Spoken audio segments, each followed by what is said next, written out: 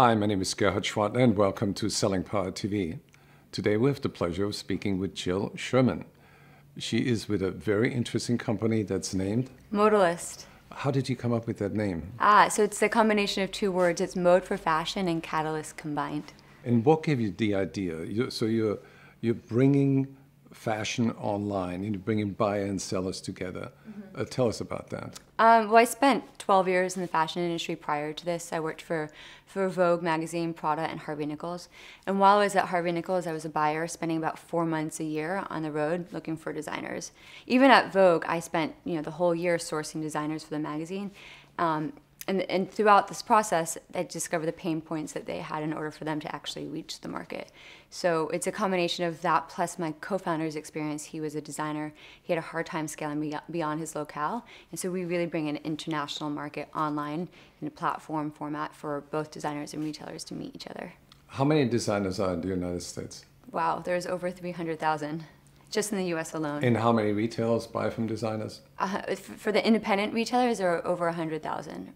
So there are more designers than retailers? There are, yes. And they normally don't meet directly, they meet at trade shows and trunk shows, right? That's true, yes, exactly. So they're going to these trade shows, they're spending a ton of money a year to go to these trade shows. The average booth is around $6,500 just for the booth. So it doesn't include the setup, the travel expenses, all the details they put into building out their brand and persona there. So, so we provide a much more efficient way for them to meet these retailers.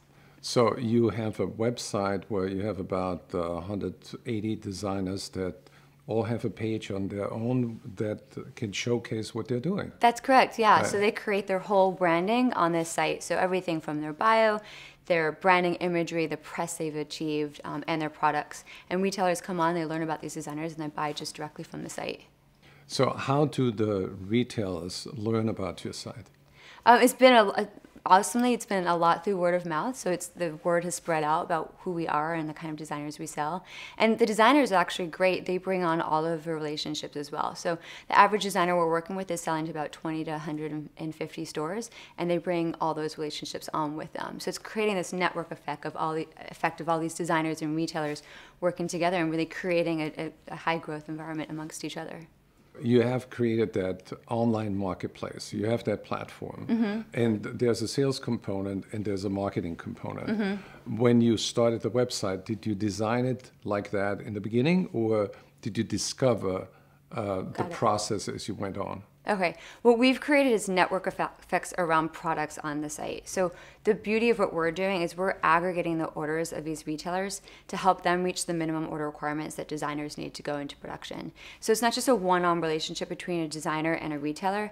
It's multiple retailers coming on to buy products, and we're teaming up those orders. So that means that a store in Seattle or New York or Denver or Boston, what we do is we team up their desire to buy a specific product so that it meets these minimums. And it creates these network effects around the products itself. So similarly, if you walk down the street and see a store that's filled with people, it attracts you to that store. And so what we're doing is creating interest around products. And then you give the buyers the advantage of being able to buy from multiple sources without having to go on a plane and visit a trunk show. Right? Exactly, yeah, exactly. It's an open platform, so they can discover all the products at once. They don't have to have any prior relationships, which means that they can just come on. They have everything at their fingertips, the ability to source, educate themselves, communicate with designers, request samples, as well as purchase the products directly through the site. So is there a secret to designing something online that it catches the attention that people want to buy more? Honestly, I believe it's all in the branding imagery that they're creating as well. So it's about the products that they're designing, the branding that they do behind it, lifestyle images, white background, high res, and the relationships that they're creating as well.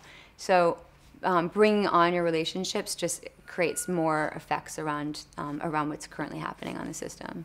So what was your journey to success? You started this with $5,000 a year ago?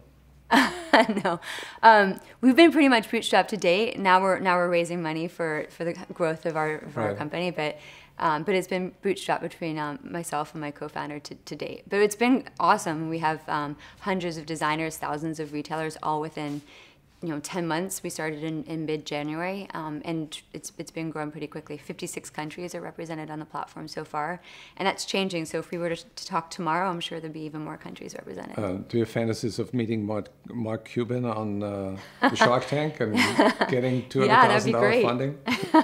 Well, thank you for sharing insights into Modalyst.co. And I think everybody who is a designer should go to the website and become a member. Thank you so much. Thank you so much. Great speaking with you.